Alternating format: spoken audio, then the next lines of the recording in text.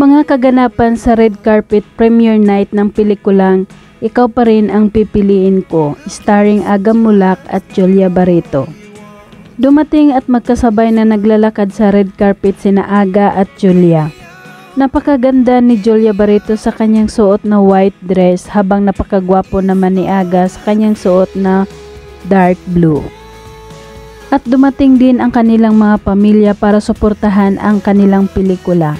Makikitang present ang kambal na mga anak ni Aga Mulak na sina Atasha at Andres.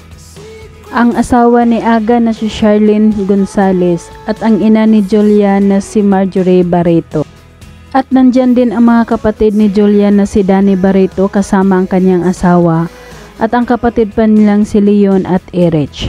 At syempre hindi naman pahuli ang boyfriend ni Julia Barreto na si Gerald, dumating din para suportahan sila. Ang pelikulang Ikaw Pa Rin Ang Pipiliin Ko ay mapapanood na sa mga sinihan. Dumating si Charlene Gonzalez na napakaganda, hindi pa rin kumukupas ang pagka-beauty queen nito.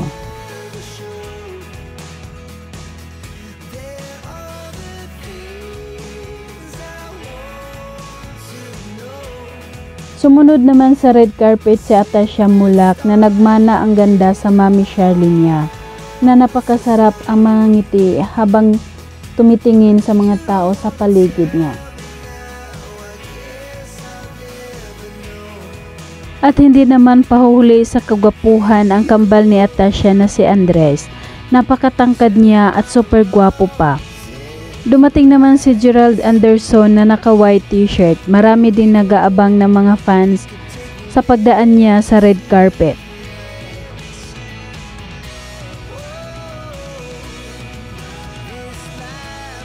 Sumunod naman na naglalakad sa red carpet si Marjorie Barreto kasama ang kaibigan nito.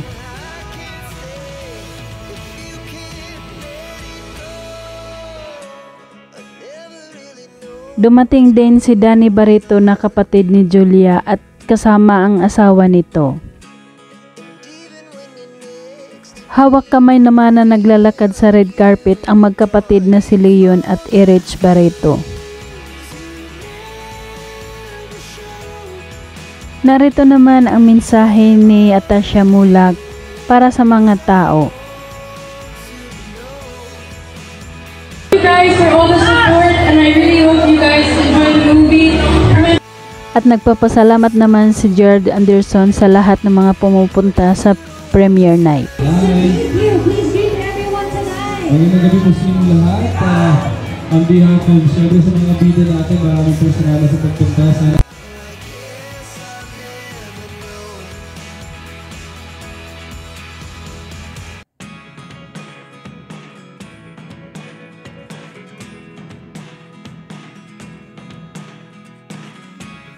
Narito naman ang sweet moment ng mag-real couple na sina Gerald at Julia Barreto, parehong naka-white pa.